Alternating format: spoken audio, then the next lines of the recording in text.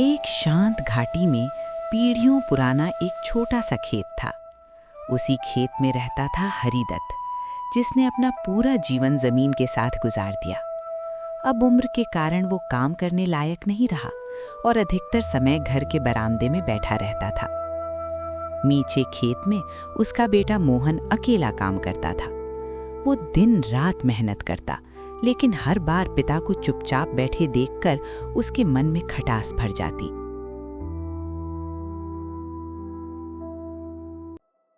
मैं जान तोड़ मेहनत कर रहा हूँ और पिताजी बस बैठे रहते हैं, खाते हैं, सोते हैं और दिन गुजरते देखते हैं। अब उनकी क्या उपयोगिता रह गई है? दिन बीतते गए, हरिदत्त कुछ नहीं बोला। उसकी चुप्पी ही उसका स्वभाव थी। मोहन का गुस्सा धीरे धीरे बढ़ता गया। बस, अब और नहीं। मैं अकेला सब कुछ नहीं संभाल सकता। उस रात मोहन ने खलिहान में जाकर लकड़ी से एक ताबूत बना दिया। सुबह वो उसे बरामदे तक ले आया। पिताजी, इसमें लेट जाइए।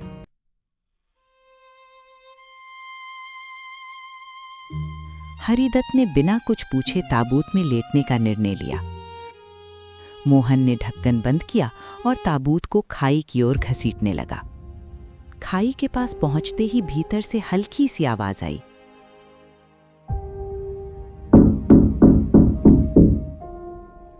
मोहन रुक गया और ढक्कन खोल दिया।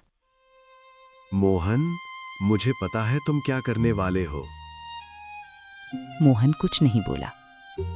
अगर चाहो तो मुझे खाई में फेंक दो, मैं बूढ़ा हो चुका हूं।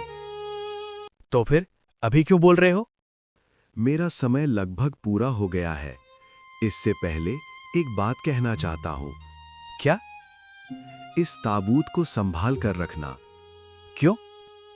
एक दिन तुम भी बूढ़े हो जाओगे, तुम्हारी ताकत भी कम हो जाएगी, और जब वो दिन आएगा, शायद तुम्हारे बच्चे भी इस ताबूत की जरूरत महसूस करें।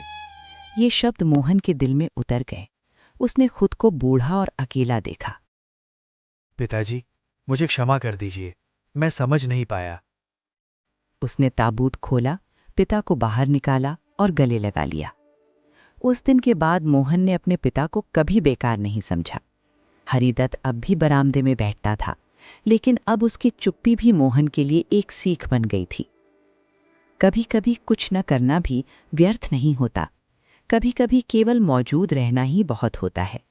और जीवन का मूल्य केवल काम से नहीं आंका जाता,